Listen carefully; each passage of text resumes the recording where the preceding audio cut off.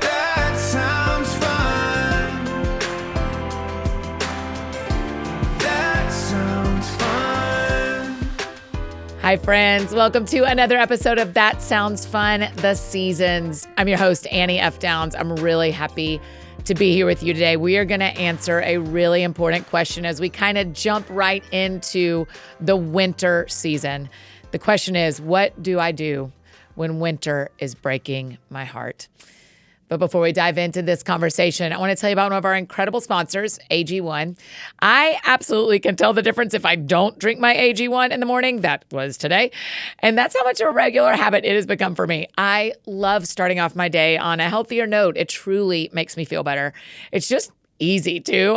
While my tea is steeping, I add 1 scoop of AG1 to really cold water. I throw in some frozen lemon juice or a packet of hydration multiplier, and then I've covered my vitamins and minerals I need first thing in the morning.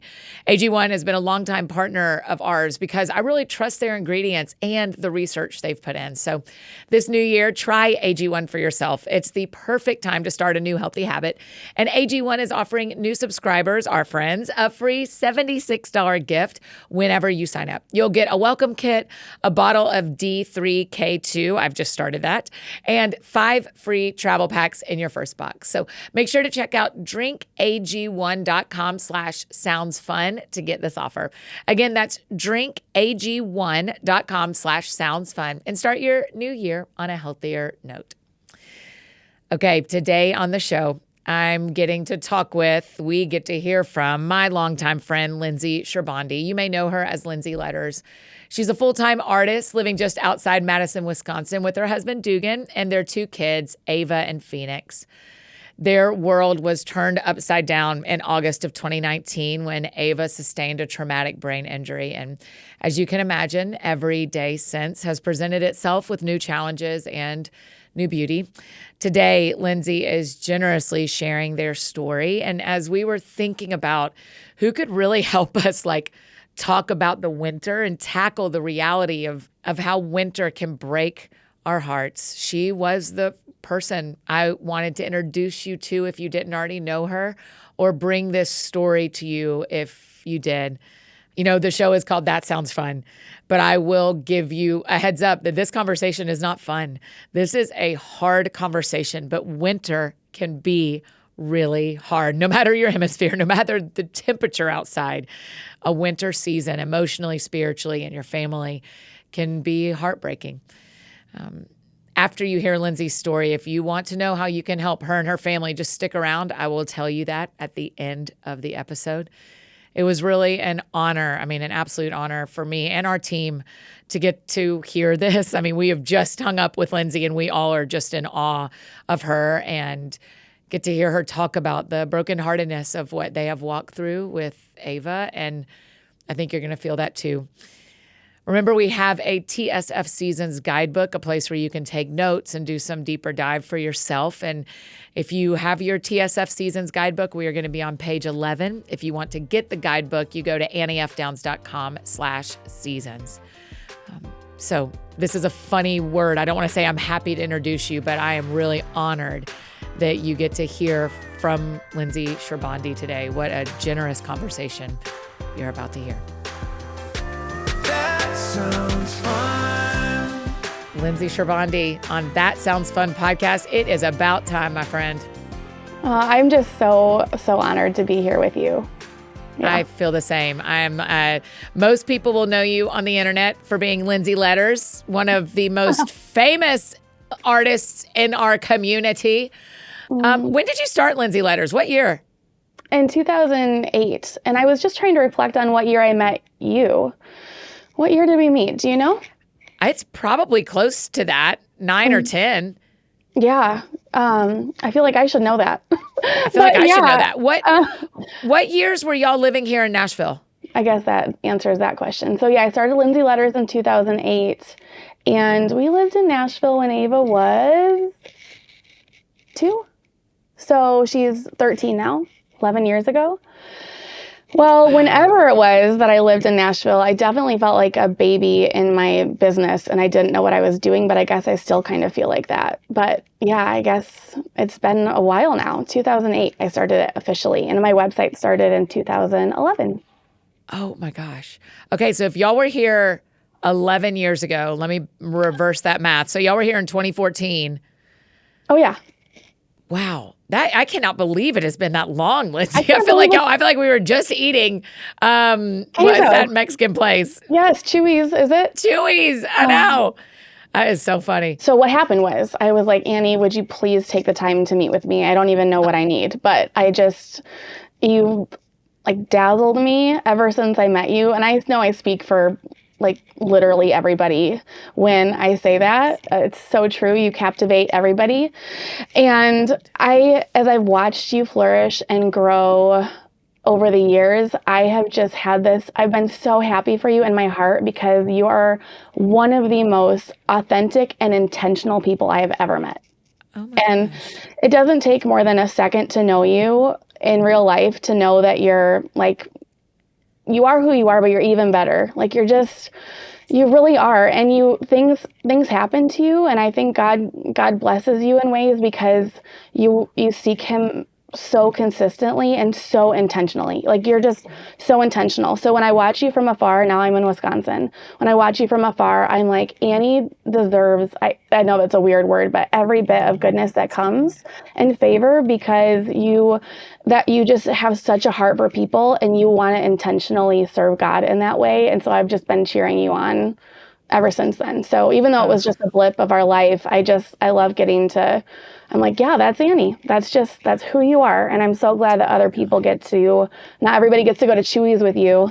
So that's a major flex for me, but We did a lot more than Chewy's, but well, that is very kind of you. And you did not need to say all that, but that is very kind. It's been a pleasure to watch you. Really. You are who everybody gets to see that you are. And I'm glad that the world gets to experience you in that way. So it's been fun to cheer you on.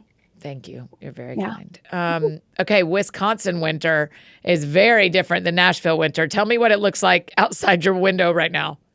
Gray. It's kind of depressing now because it's not even snowy. So this is the time of year where at least you can be cozy and it's snowy and beautiful, but now it's just cold with no snow. How cold? So 21. It was 21 the day or two before yesterday and just kind of barren looking. But I was very perplexed by Nashville weather because if you guys got like a hint of ice, everything shut down. Yeah, it's happening this very weekend. No, Everyone listening to this, I've been trapped in my house all weekend. Oh my gosh, no. I was like, what in the world? It was the weirdest. I have a very distinct memory driving to my office that I shared with Abel and just ice covering so many things. And Dugan was home with Ava. Like the Y shut down. Isn't the Y supposed to like never shut down? The Y wasn't open. Nobody was on the roads. I felt like the rapture and I got left. I was like, well, I guess that settles that. I just here. It was so wild. And that happened several times. Yeah. I mean, truly, it is happening between when we're recording and when everybody's hearing this. The 3 days in between, that is my actual life. Our entire lunch today, Lindsay, at the office was talking about what groceries we're putting in our houses to be stuck in our houses all weekend. It is wild. It is a wild. I mean, and Phoenix went outside for recess today. I don't even know that he wore a coat. My son, who's 9, I don't know that he wore a coat. He goes outside in 21-degree weather. Less than. I don't even know what the rules are these days. I actually don't think. That is impressive. I don't claim that I'm built different. We don't have a choice. I don't want to go outside for recess. Yeah, you're like he can. I'm not doing it. Choice. We don't have a choice. And now we don't even have snow days. That's the thing of 90s past. There is just virtual learning if we shut down. Right. So that's sad. Do you know what? I hadn't thought about that. I guess so. If school shuts down for y'all, everybody has figured out how to do it without you being there, without the kids being there. Yeah, it's disappointing. Right, because part of the joy of a snow day is waking up and seeing your county scroll across the bottom of the TV and the world goes nuts. Yeah, I just saw now students get a text saying that they don't have school where we had to wake up and watch the Weather Channel ticker. Yes. But I guess for you guys, do they just cancel if it's chili? I think so. Listen, if it starts to sprinkle snow, we start thinking about if we're going to be home. Time for the grocery order. Yeah, that's exactly right. I mean, there was nary a salad left at the grocery store last night when I stopped by. I was like, oh boy, this is not going to work for me. Oh my gosh. Speaking of salads, you're one of my favorite follows for every once in a while you'll drop a recipe. Like that you're, and I'm like, whatever Annie's eating is what I want to eat. Listen, once a year when I use my kitchen, I tell everyone. Well, it matters. It really matters. Thank you so much. I am so grateful you decided to join us today. For our friends listening in the guidebook, we're on page 11. And today's question, every episode, we're going to be answering a specific question.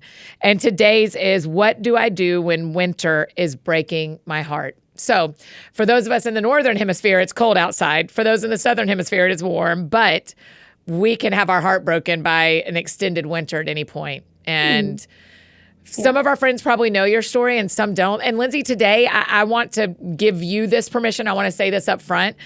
I just want us to hear your story. I don't want you to feel any pressure that you have to give us a bow on the end of it or a solution or even any but God's faithful sentences unless you really want to. I would just love for you to tell Eva's story, and I'll interrupt you randomly and ask some questions.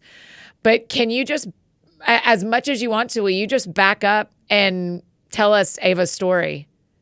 Yeah. I was just reflecting on that this is really I've only done this a handful of times. And of course, it's not something that you want to rehearse.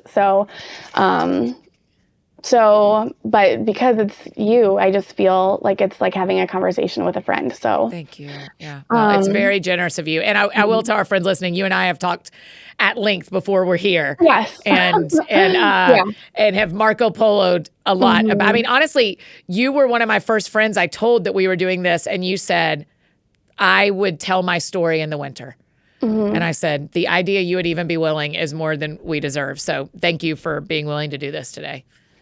Yeah. So 2019, which is wild that was so long ago now, because it feels like yesterday and also a million years ago. So it's crazy to be this far on this journey. But Eva, I have two kids, Eva, who's now 13, and Phoenix, who's 9.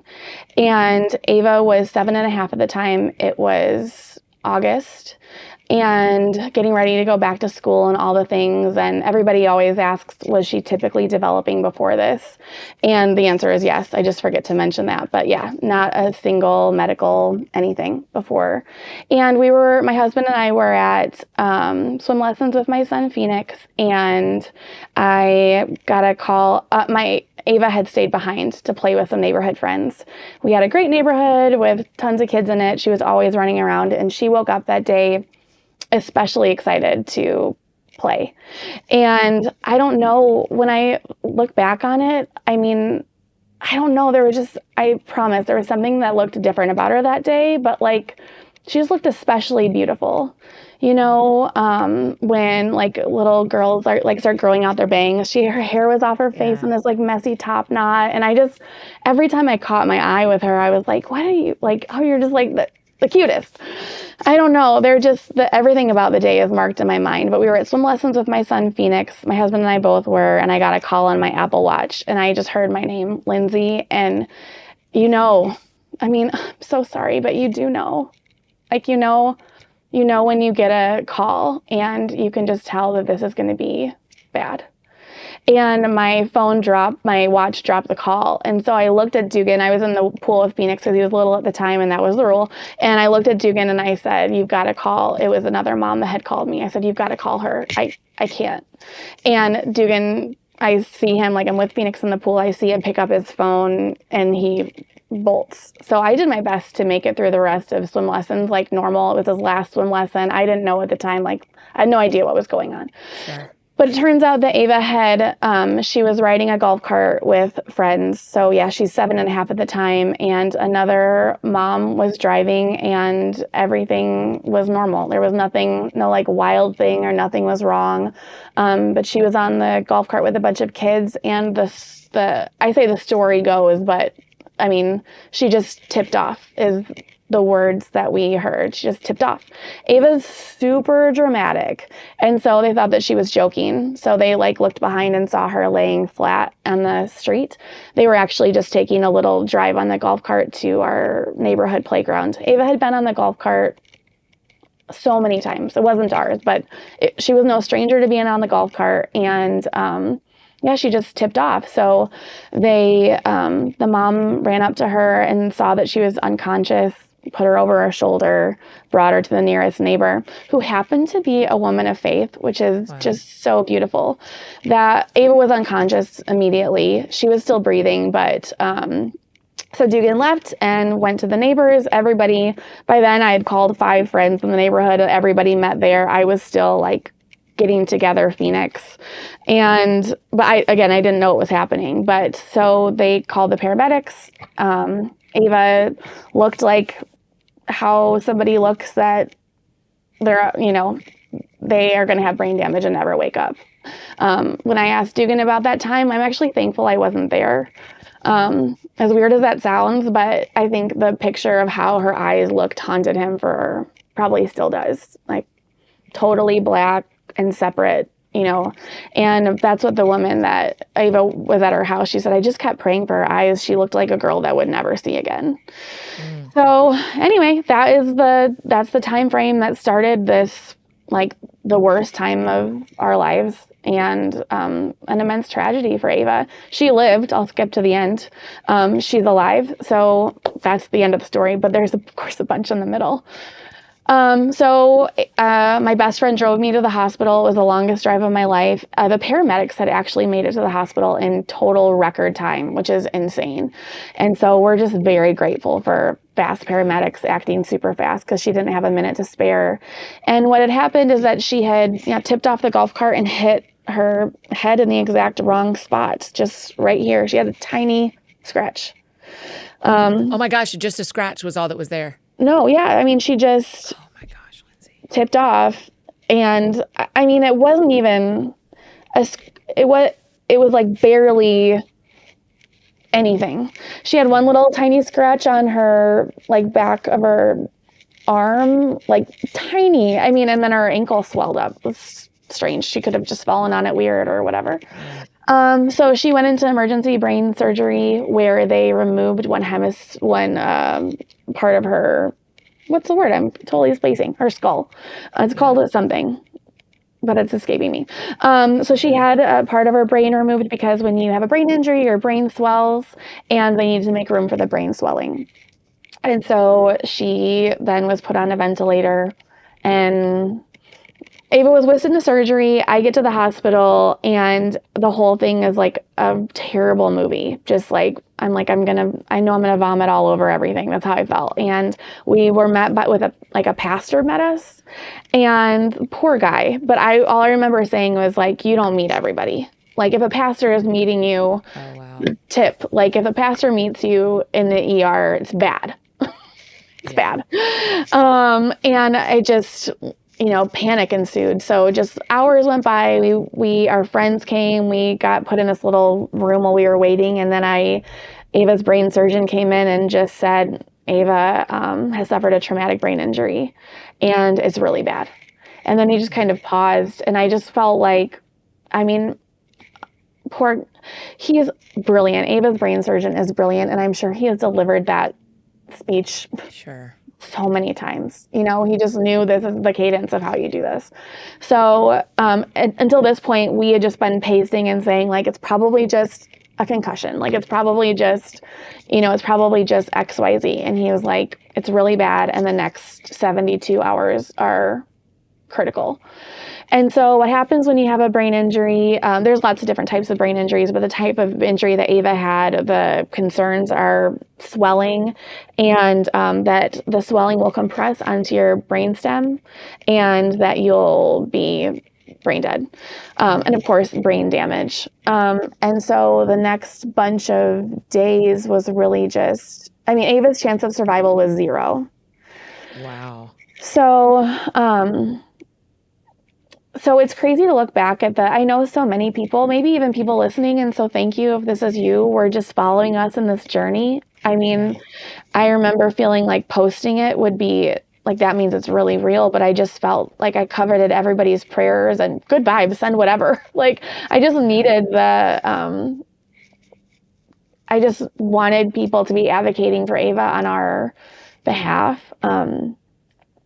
Certainly that's not to say that people that don't have the community that we have, that God is any less active in their lives, but it just felt like I want to be able to share this huge burden of prayer, and like I want to share what's going on. So many people like joined us in praying for her. And just when I look back at now, knowing what I know about the medical community and what was going on, when I look back at those, even the times that we were joking and all the machines and all the things going on, I'm like, wow, this was really bad. Like, this was so bad.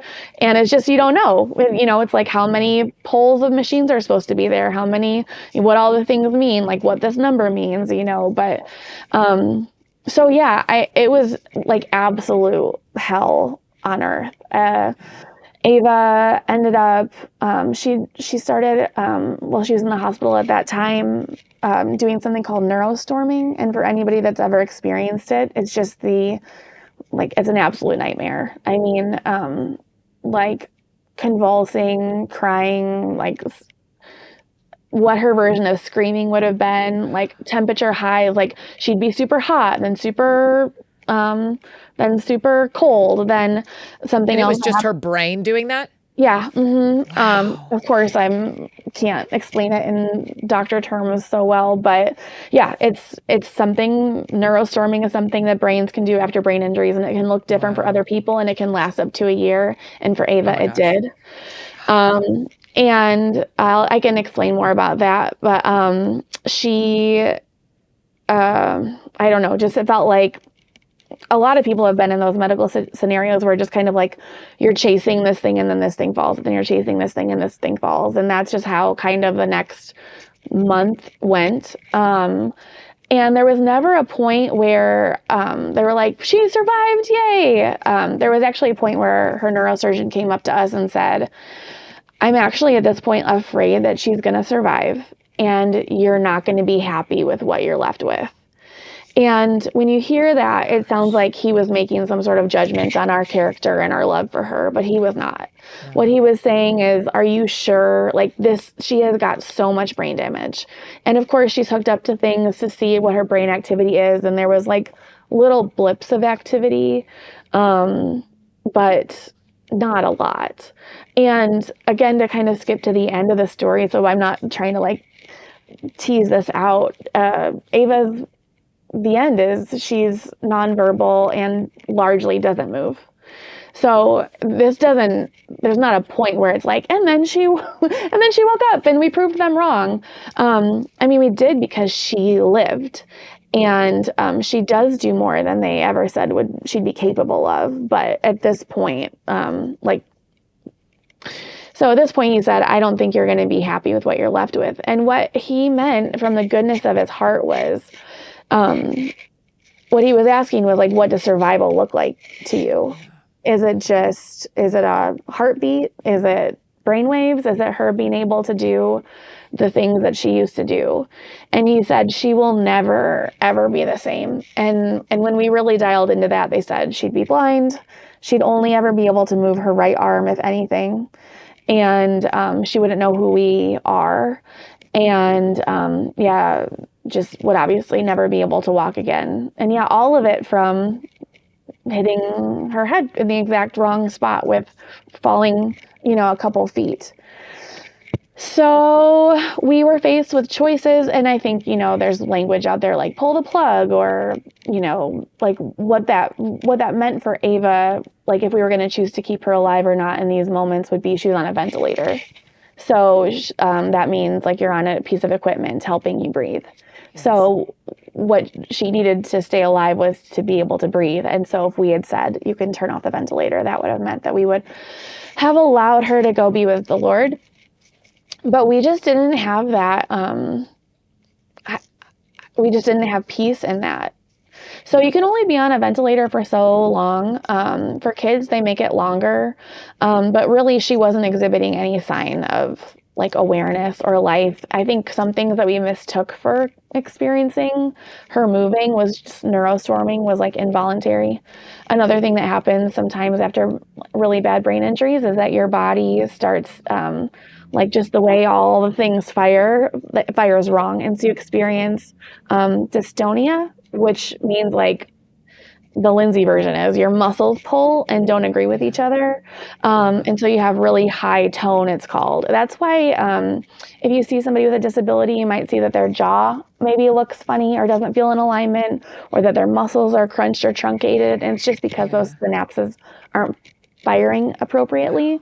So what Eva did was it'd be like these huge back bends that she'd get stuck in, like her arm out or her jaw stuck and like in this back bend pose. It was awful. And she did that for like a year. But what happened was when we were faced with kind of like, is it time to extubate her or not? This was a lot. I'm so sorry. When it was, ma'am, do not apologize to us. I just mean it's a lot. It's a lot to take in. But when we were faced with that decision, Dugan and I both just didn't have any clarity. We remember calling in our best friends, our family of friends, and just saying, what on earth? And just nobody, I'm like, is anybody picking up any signal from God about this? Like, and nobody was. So it was time to, basically, if you stay intubated with a tube in your chest for long, pneumonia and all kinds of things happen. So it was time to decide to like, we kind of had to call it. It had been a couple weeks. They were saying it's just like there was no sign of really life for her other than this blip on the monitor, like a couple blips for brain activity. So we just said, well, like we don't have actually any clarity about this. Oh, the options are either take her off a ventilator and let her pass away, or to give her a tracheostomy, which means making a way in her trachea for her to be able to breathe. You've seen people on ventilators. Now it's post-COVID, so it's everybody kind of knows what these things are. But it was either, do you want to give her a tracheostomy or do you want to let her go? Those were the options that were presented with us. So we, I guess feebly, were like, could you extubate her and just see what happens? And then if she can't breathe on her own, we just intubate her again in a hurry and then circle up again. And so they said, well, that's not like the preferred, this is a paraphrase, not the preferred method, because once you extubate, you risk, there could be inflammation. It might be hard to re-intubate. So they said, you're running a risk that we can't re-intubate her. And so that's kind of the third option that we chose. And Eva decided to breathe on her own. So in that moment, it was like such a huge blessing. I remember, there were so many points up to this point. I'm ticked at God. I'm just so mad. But even the fact that I think it's the cruelest thing ever for us to have to decide to make a decision like that. And I felt so frustrated, like, isn't that your whole job? I'm not speaking holistically to, the kindness of letting somebody pass. I just mean for us and Eva in our very specific circumstance. I'm like, could you decide? Like, I didn't decide any of this. So it feels like the ball's in your court. But Eva decided to breathe. And so at that moment, there was no more decision to make. We had kind of already had an out previously when our neurosurgeon had asked us, do you want to keep kind of fighting this? Do you want to keep trying to reduce swelling? Do you want to keep medicating? And I think that's when he was saying, like, now is an out for you. And we didn't take it. And then Eva decided to breathe. And so the ball was no longer in our court. And I'm grateful. But I think if I had known what the next year was going to hold specifically, like, I don't know. I'm glad that I'm glad that it wasn't like, oh shoot, I made you live and have to go through this. Yeah. Because the next year, because she chose it herself. She chose to breathe. Mm-hmm, mm-hmm, yeah. Because it just didn't get it got way worse before it got better. So that's the first kind of chunk. Eva fell off a golf cart, sustained a traumatic brain injury. It was awful, but she decided to breathe.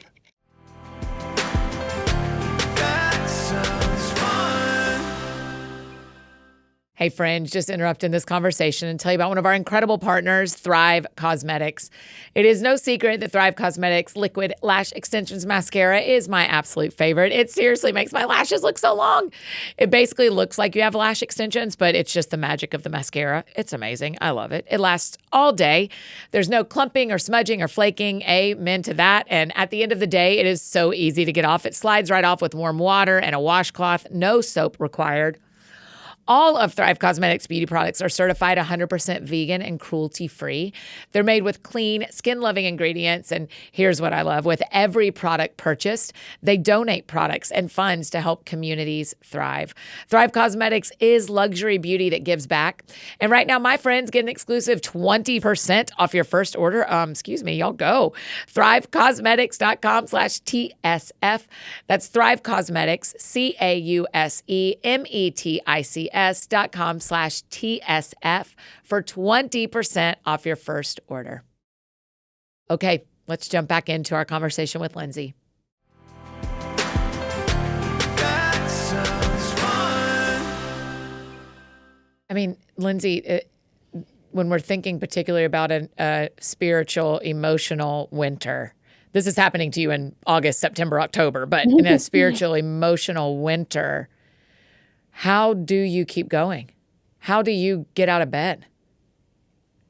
I think at this point, when it happened, there was so much adrenaline at that point. Like there was so much, like early on before we then left the hospital, they were kind of like, there's nothing else we can do. Ava had just started kind of doing her like crying. She cried all day, almost every day for a full year.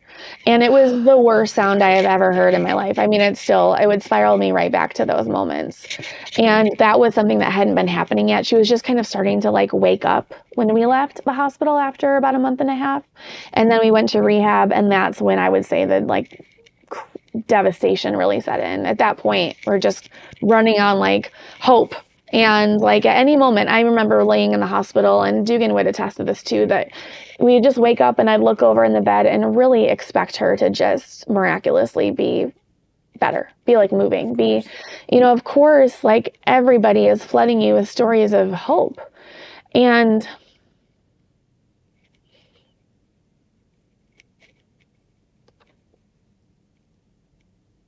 I think this is where the confusion with, I don't know, even modern Christianity, but the Bible even starts for me, is where it's like, I wish it just said, I will decide, and I'm going to decide what's best. And you don't know, because you're so small in a world you won't ever comprehend. So you have to trust me. You have to trust me, and it's going to be so hard, but I'll be with you. But where it gets hard for me is this balance of begging, like being even encouraged to pray and ask and hope for something different that's not your reality, while being like finding contentedness. And I don't even mean joy, but like finding your, like some way to deal with your current reality. Like, how do you hold both? And I think that's what's been so hard, because if scripture was different, or if God's instruction for us was different, if it was just like, this is what I've given you now, without saying, but also be hoping and praying and asking, like seeking me and seeking me and seeking me for the miracles that, I'm capable of. It's just like, that's where this like devastation in how I thought God's provision would look really like started. And so all the stories of, or people, so many people writing in with dreams or of Ava and just like words from God. And I said it like exasperated, but I believe that they heard that and received that. Yes. But I'm like, when I get mad at God, I don't just get mad at him for not healing Ava, but it's all these subcategories of protection and provision that I feel like he, to me, would have been like so easy, even though there's no scale of ease for God, but like so easy for him to do that he didn't do. And that to me felt careless. So one would be, God, if you gave somebody a word that she was just going to wake up in the hospital and start talking, and that wasn't going to happen, could you have just protected us from receiving that? Yeah. Like, could you have Like, I think Dugan and I, he'd be fine with me sharing this, but he really felt like she was going to, like, Talitha Kum, get up, like, I remember. so fast. And that started just a really hard tension in our marriage. I mean, it would happen with any two people that love each other that are hearing different things. But I'm like, could you have intercepted those things, for us? Like, I believe that Dugan is so entwined with the Holy Spirit. I don't think he, like, got a misread. But I'm like, isn't this the whole point of the Holy Spirit in us, to be able to, like, discernment and just, like, what was that about? It's kind of like we live in a human broken world, and Eva fell off a golf cart, and it's awful. It's awful. She deserved so much better. She deserved the world. I hate that this is our reality. That feels like the result of a broken world. But the way that God, in my mind, sometimes, like, neglected to intervene in some of these moments that would have made the journey so much more tolerable is the, like, really personal, like, excruciating part. Yes. I think people would look at the scenario and be like, it's such a bummer that he didn't heal her. No, I absolutely believe, like, as I reflect on it and do this algorithm in my brain, like, he could have stopped her from falling off. He could have healed her. And I believe either he couldn't, and then, or he chose not to. And really, whichever of those things are true, we land in the same place, And so I believe that, like, I believe God when he says he will make anything, like, work for his glory, for those that believe in him. And I believe that Ava's doing that. I believe that she's going to help more people find hope and healing and truth that I will ever find in my life. I believe he's doing something miraculous through Ava that I will never see this side of heaven. And I believe that since the beginning. But what has felt so hard, and I know that so many people can, like, share in this brokenheartedness, as you say in your study, that was the perfect word. Like, what I call shrapnel to the thing. Yes. It's all the ensuing things that feels like you just didn't show up for me like I thought you would. And it doesn't mean that I thought you'd heal her. It means that I thought that you would protect my marriage better. I thought that you would protect Phoenix better, like, and help him to not feel so scared. I thought that you would, like, help me to be able to have the most effective conversations, in the hospital. I hoped that I did a lot of relational damage. I was so angry, like, so hard to regulate myself. Gosh, why, God, I'm seeking you in every moment. Why didn't you fix that for me? Why didn't you intervene for me? It's all of those things that, felt so disappointing and still feel if I think about it.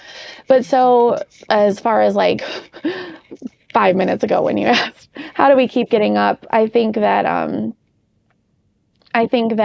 in that moment, those things weren't a reality. Like, we just kept going because we didn't know. That kind of felt like that was the bottom. And we didn't really know that we hadn't hit the bottom yet. Have you now? Yeah, I think we did. I hope so. Yeah. I hope so. But I would say that, I want to be, like, thoughtful about, like, how much I would publicly share. But Dugan and I both did an unhealthy job of managing our brokenheartedness. And for Dugan, that would be, like, wanting to, I think that there's two types of people, maybe. One type that, like, bury and hide and disassociate, and one type that just, like, everything is, like, outward.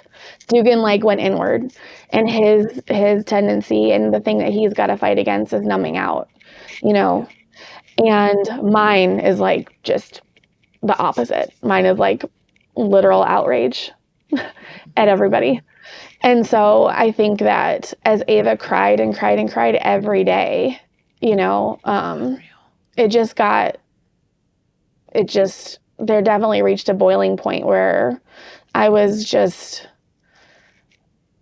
felt so abandoned by God and so unseen. And so like, it just felt like everything was falling, like I didn't have trust in anything. And it was because we were both just so deeply brokenhearted.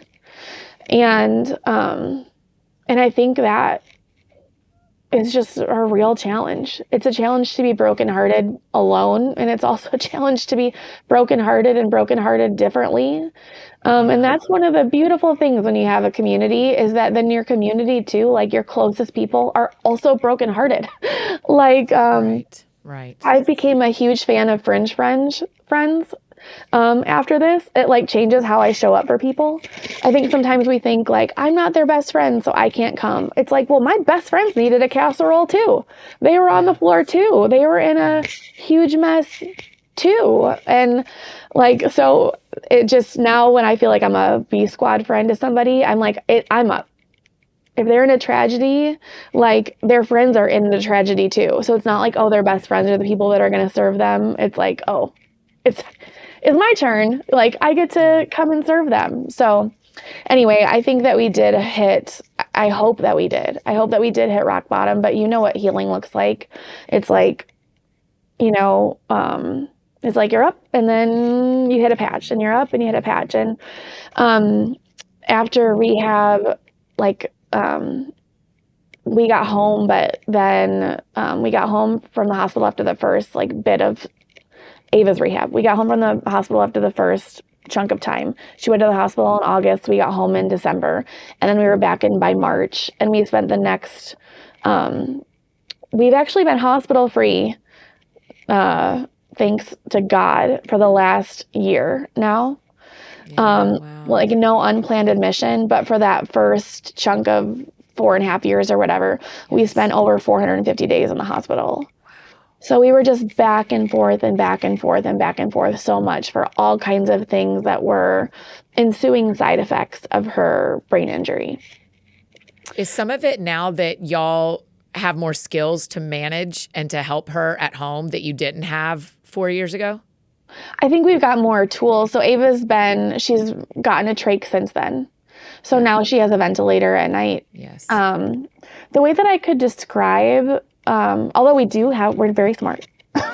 Yes. Y'all have learned a lot.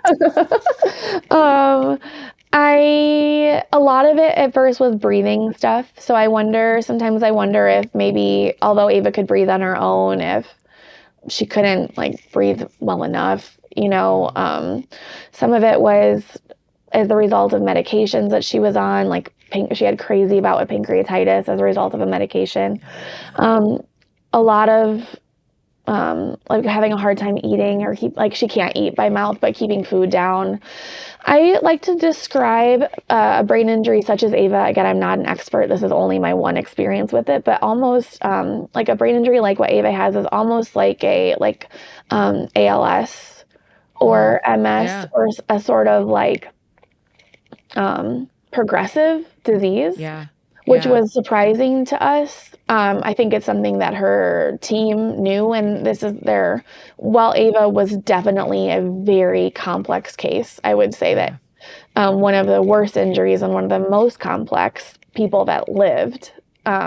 Certainly there have been worse brain injuries of people that didn't survive, but super, super, super, super complex. Like any kind of random thing that could happen has, to some degree, but it's like a progressive disease. So even though it's not a disease. So I think that, when we first got her diagnosis of brain injury, Dugan and I were like naively like, we can do having a child with a disability. Like we can do a wheelchair. Like we can do that. But it was the like intense medical complexity that we were surprised by. Yes. But it's kind of like it comes in chapters. Like the first chapter I would say would be, the devastation and then the crying. And that's really when the bottom hit. And then of course, like I ended up in septic shock. um, randomly. Yeah. And this was all during. That is a part of the story that is, I mean, y'all got to finally go on a vacation and you end up in the hospital in Mexico. Yeah. And so coming out of like, that's again, just where I think that was the winteriest winter. It was just awful. Like, I think that was the end of Dugan's rope, really. Yeah. Like, just, I remember looking over at him in the hospital and just like, he just was like visibly gone. Like, it's like, I don't even think he could fully comprehend how, just yesterday I was like, I'm so glad I didn't like die. I'm so glad I didn't die. I was like, great. But I had to come out of a coma and like learn. They were like, Ava smiled. That was like one of the only times she had smiled that year, and I missed it. But then when they were like, Ava smiled, my brain and my like fentanyl like coma state, like post-coma state, had thought that she was healed. So waking up and having to like re-experience the fact that she wasn't healed, she had just happened to smile and I missed it. And then she didn't smile again until her first real smile was a full year after her accident. So, how much is she able to communicate with you now, Lindsay? She smiles every day.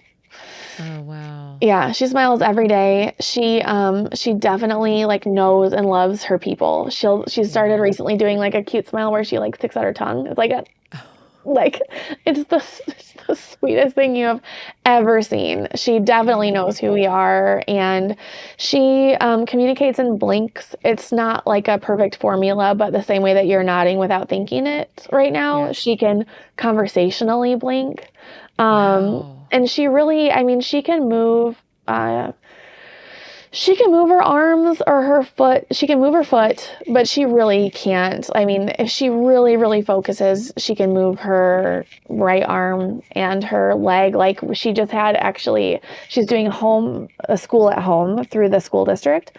And she just did hockey. So they worked really hard so she could like twist her wrist to hit a button and then like launch this. It's really cool. But her movements are minimal. But we can, if I was like, I told her like, I'm going to go talk to Miss Annie about you. And she just gave me all these like flutter blinks. I mean, it doesn't take but an hour or, I guess less of being a conversation, I should say, with Ava, where you would be able to pick up on how she's engaged with you. So I would say she's definitely engaged on her engaging days. But then that's the sucky thing about brain injuries is, her sleep-wake cycle is wild. I mean, she worked really hard for hockey, but she'll be like cashed for the next hour. I mean, it just takes a lot of work. And I think although I know you don't need me to put a cherry on top, like, I think that Ava is happy that she's alive. I think that if I wanted to quit God, and I mean this in all sincerity, like cross my heart, I wouldn't be able to, because there is something about Ava, like she has seen God, like she has communed with Jesus, like she knows him. I'm not even joking. She was not like, yeah, Dugan was a pastor and we were in church and, like we're Jesus people, but we're not like, she was not like a Jesus kid, I guess, to say. Like she's absolutely wild. But there is something about when we even like say the word Jesus, or my mother-in-law reads a certain scripture to her every time before she leaves. Ava just like blinks along with it. Like she smiles from ear to ear every time she hears Jesus or her scripture. I am not joking. I could not make it up. So I'm like, you have to know something that I don't know. You have to. And I won't ever know. And I think that's probably true of a lot of, I know it's not true of everybody. And I know that we get Ava smiling and so many people's stories don't end like that. And I don't know why. But I do know that, God's close to the brokenhearted, maybe not in like the way that I would expect, but I know that Ava knows who he is and delights in him. So I just, at the end of the day, I'm like, I don't know. There's something there about that. And I don't know what it is. And it doesn't make any sort of earthly sense to me, but it's true. That sounds fun. And now let's go back and finish up our conversation with Lindsay. That sounds fun. This is the picture I'm having in my mind. Lindsay is like in the middle of the winter. You cannot control what's happening outside, but it feels like the story you're telling us is like, but we do have a fireplace. And and so we do have a fireplace and we do have wood. I cannot control what's happened outside, but every now and again there's a fire in our fireplace that is keeping us a little bit warm. Yeah, I would say that Ava's smile is definitely like the manna. Like it's just, and again, I feel, I lament for people. I mean, we've gotten some messages like, how did you get her to smile? We still aren't there.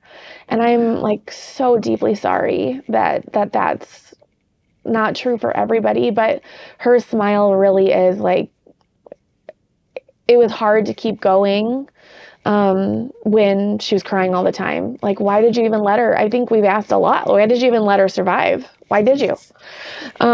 This is not, it's hard to get to decide what makes a life, but that was not one. But on the other side now, out of the hospital, and with Ava being as smiley as she is, it's so easy to, like, she's got contagious joy.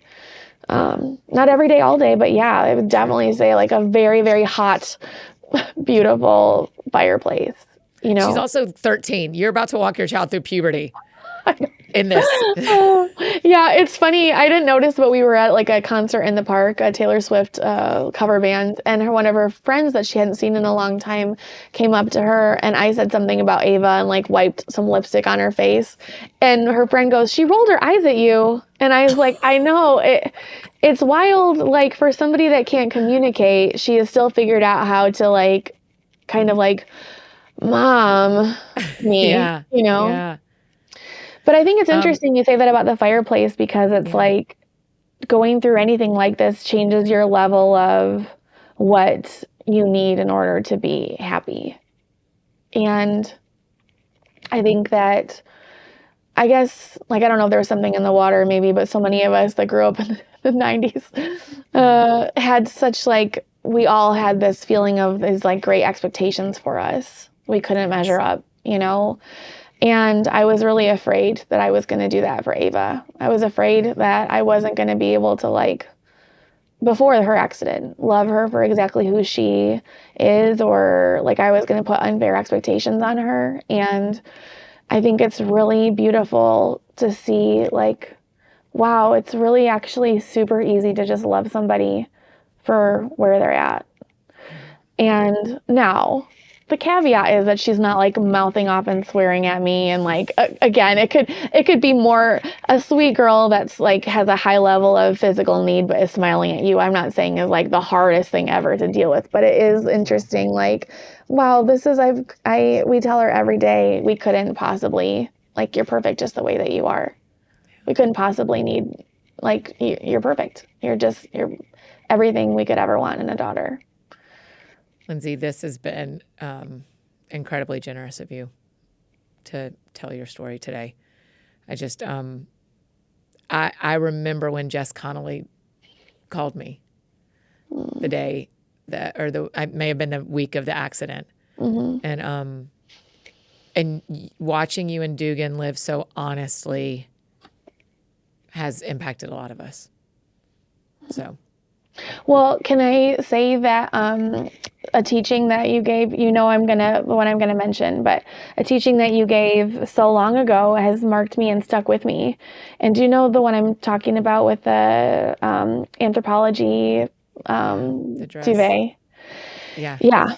And so now this feels more mainstream. I do think that you pioneered this kind of movement, but I feel like until I heard your teaching about this, the whole Christian shtick was kind of like, if you believe it, he can do it.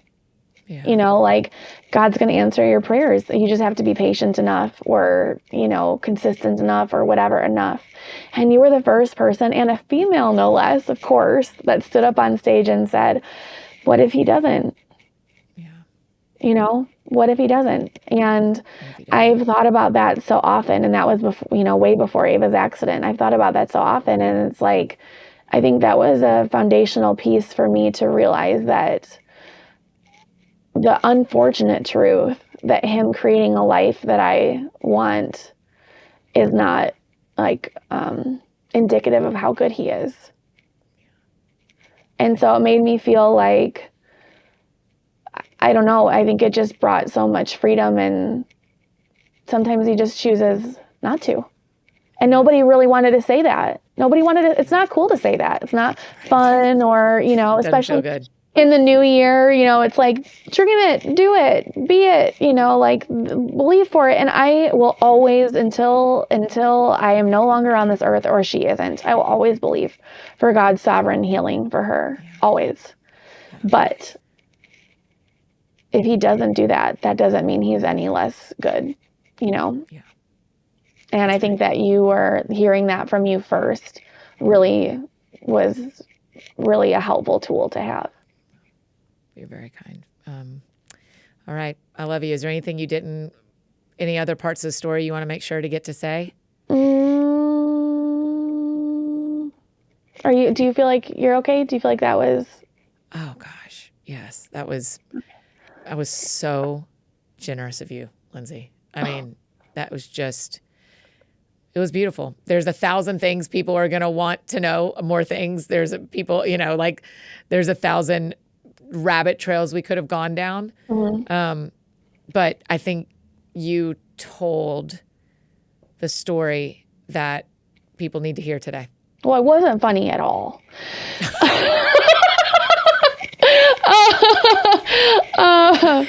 Don't worry. In the intro, I will warn everyone. Okay, this isn't like, wow. we didn't laugh. We didn't laugh a ton. Okay. No, but Lindsay, what you've modeled so beautifully is what we all have experienced in in different levels of traumatic. Is the life I decided I wanted is not the life I got. What in the world do I do with that life? But more than that, what do I do with the God who gave me that life? Yeah.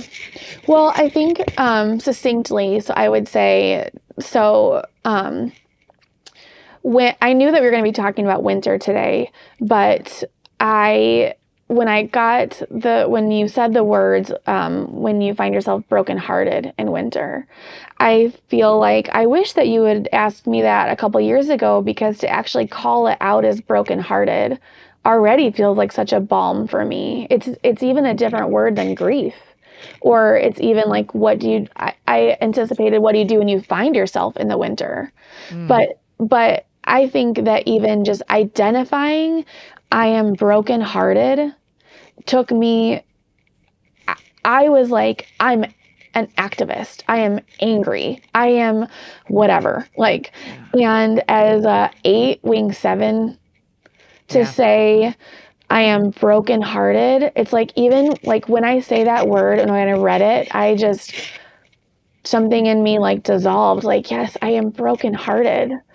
And so I think that as people do this study, and that, I think even that word will be medicinal and healing, because sometimes in my anger and my jealousy and my dysregulation and my even in my activism, for me to stop and be like, this is grief. But I love brokenhearted even feels more tender than grief. Grief feels sad, but brokenhearted feels like I do a picture of a heart, it feels like, oh, it's so tender and pretty and cute and perfect and beautiful, and you broke it, it's broken. Yeah. I just think that, I guess my only answer is to learn to live with being brokenhearted. And you might be brokenhearted forever. It won't ever be easy for me to see, I'm sure, a mom and a daughter shopping together. But to identify that feeling is, this is what a heartbreak feels like. It just already feels easier to deal with than anger or than burying. And so I think the sooner that you can, I think that that's such a helpful tool to people. And I think the sooner that you can recognize something as heartbreak and to learn to set it down instead of throwing it out or burying it, will be a helpful tool that I wish that, I mean, there's no point wishing, but I'm glad. I think I can feel on the other side of it now because I can recognize that easier. And so it doesn't have to be now, but I think it'd be interesting to hear how you do that. I mean, you've just launched this book, and I remember hearing about TJ, and there's when something like devastating happens in your life, you can try and bright side and be like happy and spin things however you want to be, like positive or fun or whatever. But when it's just like actually not, how do you do that?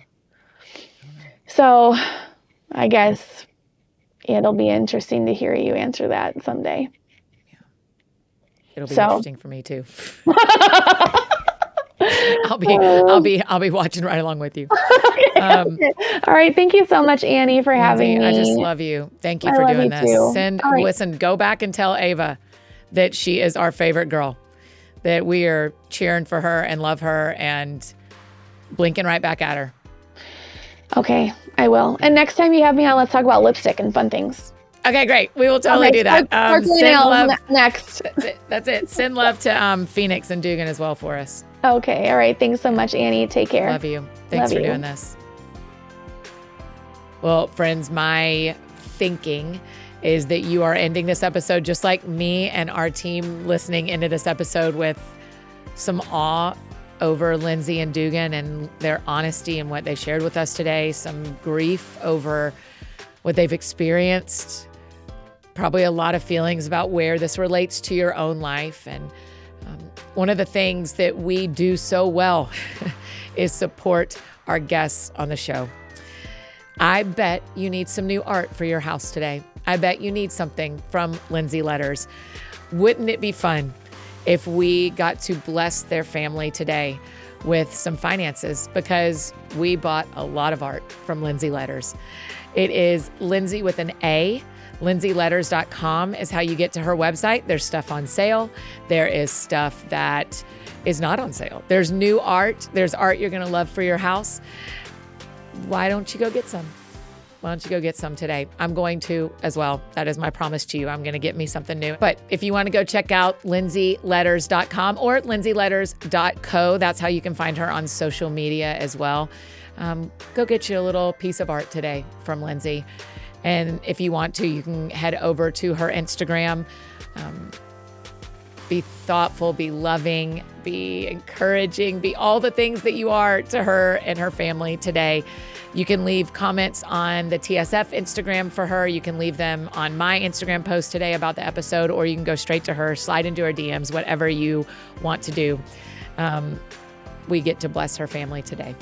I encourage you to do that in whatever way you want to today. Again, her website with all of her beautiful art, I have a huge piece already hanging in my house, is Lindsay with an A, Lindsay, LindsayLetters.co or LindsayLetters.com. It'll get you there too. What do you do when winter breaks your heart? I hope you will think about that, process that, talk to God about that today. If you missed the first episode of our winter season with Pastor Mike Kelsey, you're going to want to go back and listen to that. It's episode 951. Make sure you're following That Sounds Fun podcast on Instagram. That is where we're going to continue some of this conversation. We'd love to hear from you. That is a great place to be, particularly this year as we work through winter, spring, summer, and fall. If you need anything else from me, I'm embarrassingly easy to find. Annie F. Downs on Instagram, Twitter, Facebook, TikTok, all over Lindsay Letters' website right now. Anywhere you need me, that's where you can find me. I think that's it for me today, friends. Go out or stay home. Do something that sounds fun to you, and I will do the same. Today, what sounds fun to me, well, if we've been stuck in our house all weekend like we think we are, it'll probably feel good to get out. So today, what sounds fun to me in the middle of our snowy winter in Nashville is a little walk outside. Y'all have a great week. Remember, most weeks this year, we will only have Monday episodes. So we will see you back here on Monday with some of our favorites, Drew and Ellie Holcomb. And we are answering the question, what are the blessings of winter? Make sure you share this episode with people in your life that may need to hear Lindsay's story. And man, we love a story with questions at the end, don't we? I do. It just makes me feel seen in my life too. So share this episode with people that you love. Head to lindsayletters.com, find you something that you need in your house, and we will see you back here on Monday with Drew and Ellie. Y'all have a great week. That sounds fun. That sounds fun. Oh, that sounds fun. Check 1, 2 on the microphone. NEF down in your car to your home. Every week it's something new. A deep talk or an interview. She'll make you laugh, she'll make you cry. When it's dark out, she's a light. When you're down, get you feeling right. Oh man, that sounds fun. That sounds fun. That sounds fun. Oh, that sounds